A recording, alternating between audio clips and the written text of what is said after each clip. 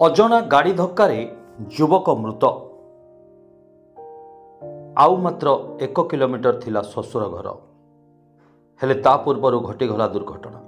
ଚାଲିଗଲା ଯୁବକଙ୍କ ଜୀବନ। ଅଧାରେ ସରିଗଲା ଶ୍ୱଶୁର ଘର ଯିବା ରାସ୍ତା। ହଁ ଦର୍ଶକ ବନ୍ଧୁ, ଏଭଳି ଏକ ଦୁଃଖଦ ଘଟଣା ଘଟିଛି ଉଦଳା ବାରିପଦା ରାଜ୍ୟ ରାଜପଥର ଖୁଣ୍ଟା ଥାନା ଟିଲକା ଛକ ନିକଟରେ। ଉଦଳା ଥାନା ଜାଲଦା ଗ୍ରାମର ରତ୍ନାକର ମଲ୍ଲିକ ଶନିବାର ସନ୍ଧ୍ୟା ସମୟରେ ତାଙ୍କ ଶ୍ୱଶୁର ଘର ଖୁଣ୍ଟା ଅଞ୍ଚଳକୁ ଯାଉଥିଲେ। ହେଲେ ଶ୍ୱଶୁର ଘର ପହଞ୍ଚିବାର 1 କିଲୋମିଟର ପୂର୍ବରୁ ଏକ ଅଜଣା ଗାଡ଼ି ତାଙ୍କୁ ଧକ୍କା ଦେଇଥିଲା, ଯେଉଁଥିରେ ଘଟଣାସ୍ଥଳରେ ରତ୍ନାକର ଛିଟିକି ପଡ଼ିଥିବା ବେଳେ ଗୁରୁତର ଅବସ୍ଥାରେ ତାଙ୍କୁ ଉଦଳା ଡାକ୍ତରଖାନାରେ ଭର୍ତ୍ତି କରାଯାଇଥିଲା। ହେଲେ ବିଧିର ବିଧାନ କେ କରିବ ଆନ, ଡାକ୍ତର ତାଙ୍କୁ ମୃତ ଘୋଷଣା କରିଥିଲେ। ଖବର ପାଇ ଖୁଣ୍ଟା ପୋଲିସ ଘଟଣାସ୍ଥଳରେ ପହଞ୍ଚି ଅଧିକ ତଦନ୍ତ ଆରମ୍ଭ କରିଛି। Bureau report, spotlight India.